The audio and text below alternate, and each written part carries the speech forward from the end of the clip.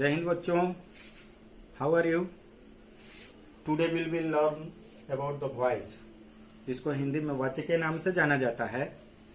तो वाच्य है क्या? बोलने का विषय, किसी भी बात को कहने का तरीका, ढंग को हम वाच्य के रूप में जानते हैं। अगर परिभाषा के दृष्टिकोण से जाने तो किसी भी वाक्य में क्रिया का विधान कर्ता के अनुसार है, कर्म के अनुसार है या भाव के अनुसार है। अगर क्रिया का विधान का पता चलता है कि वो किसके अनुसार है, तो उसी प्रकार का वो वाच्य कहलाता है, वॉइस होता है। जैसे अब वाच्य के प्रकार पर दृष्टिपात करें, काइंड्स ऑफ वॉइस, तो इसके 3 भेद हैं। पहला भेद है कर्तरीवाच्य, जिसे अंग्रेजी में एक्टिव वॉइस के नाम से जानते हैं। दूसरा भेद है कर्मवाच्य, जिसे अंग्रेजी में पैसिव वॉइस के नाम से जानते हैं। तीसरा है भाववाच्य, जिसे अंग्रेजी में इम्पर्सनल वॉइस के नाम से जानते हैं। ये 3 प्रकार हैं वॉइस के, वाच्य के। पहला कर्तरीवाच्य में होता क्या है कि क्रिया कर्ता के लिंग वचन पुरुष के अनुसार होता है, अर्थात क्रिया कर्ता के अधीन होता है।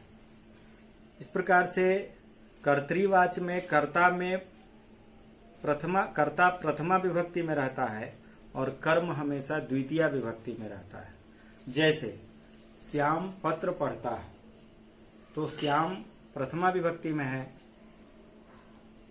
मोहन ने राम को फल खिलाए, मोहन ने, मोहन प्रथमा विभक्ति, राम को द्वितीय विभक्ति। तो कर्तरीवाच्य को इस प्रकार से हम पहचानते हैं। इस वाच्य में कर्ता की प्रधानता रहती है, क्रिया कर्ता के अधीन होता है। इन सारे चीजों को मिलने से हम कर्तरीवाच्य में समझते हैं। फिर दूसरा है कर्मवाच्य, जिसको अंग्रेजी में पैसिव वॉइस के नाम से जानते हैं। पैसिव वॉइस यानी कर्मवाच्य, जहां क्रिया का संबंध कर्म से हो, अर्थात क्रिया का लिंग वचन पुरुष कर्म के अनुसार हो, वहां पर पैसिव वॉइस होता है। अब क्या है, जैसे उदाहरण के लिए श्याम के द्वारा पत्र पढ़ा जाता है, श्याम के द्वारा पत्र पढ़ा जाता है, मोहन से पत्र लिखा जाता है। इसमें कर्ता के साथ वाक्य है, मोहन से। यहाँ पर कर्ता तृतीया विभक्ति में है और कर्म प्रथमा विभक्ति में है। मोहन से या द्वारा बालक से खाना खाया जाता है। अब है, कुछ ऐसे वाक्य होते हैं जिसमें कर्ता का लोप होता है। जैसे पतंग उड़ रही है, इसमें कर्ता नहीं है, लेकिन ये कर्मवाच्य है, क्योंकि कोई न कोई है कर्ता के रूप में जो छुपा हुआ है, जो पतंग को उड़ाने का काम कर रहा है। इसलिए यहाँ पर क्या है, कर्ता का लोप है। जैसे दूसरा उदाहरण, रोगी को दवाई दे दी गई है।